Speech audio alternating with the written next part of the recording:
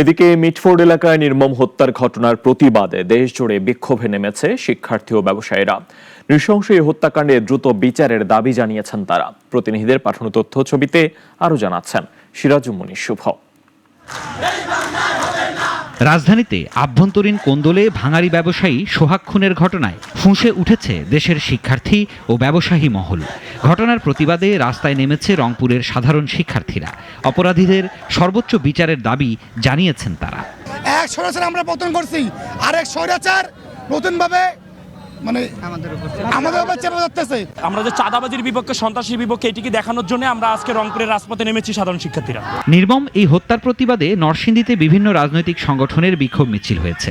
মিছিল শেষে সংক্ষিপ্ত সমাবেশে হত্যায় জড়িতদের বিচার দাবি করেন প্রতিবাদকারীরা। নৃশংসতার প্রতিবাদে সমাবেশ ও মানববন্ধন হয়েছে যশোরে। প্রেস ক্লাবের সামনে সাধারণ ছাত্র জনতার ব্যানারে হয় কর্মসূচি। সোহাগ হত্যার প্রতিবাদে নওগাঁয় সমাবেশ মিছিল করেছে ছাত্র জনতা। শহরের মুক্তির মোড়ে হয় সমাবেশ।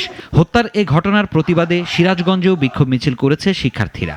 সরকারি কলেজ গেট থেকে বের হয় বিক্ষোভ মিছিল, পরে মুক্তির সোপানে হয় সমাবেশ। আজ আমি বিএনপি পরিবারের সন্তান হিসেবে আমি লজ্জিত।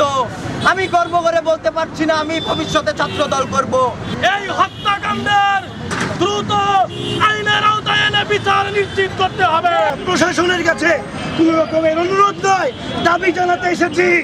আপনারা নিরাপদ ভূমিকা রাখবেন না, আপনারা সোচ্চার হন, আপনারা সজাগ হন।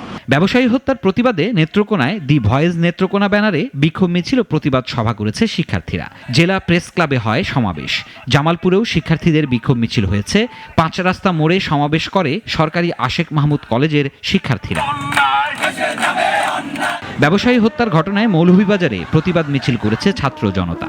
প্রেস ক্লাব চত্বর থেকে সাধারণ জনতার ব্যানারে শুরু হয় প্রতিবাদ। চৌমুহনী চত্বরে হয় সমাবেশ। হত্যার এ ঘটনার প্রতিবাদে চরফ্যাশনে বিক্ষোভ মিছিল করেছে ইসলামী আন্দোলনের নেতাকর্মীরা। সিরাজুম শুভ, নাগরিক।